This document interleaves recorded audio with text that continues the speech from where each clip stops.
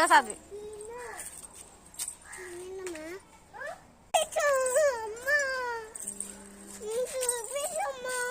Dance.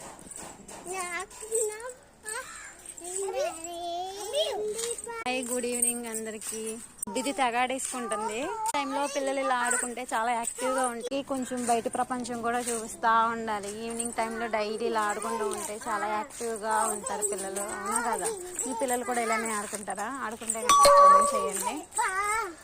ఇది భలే enjoy చేస్తుంది.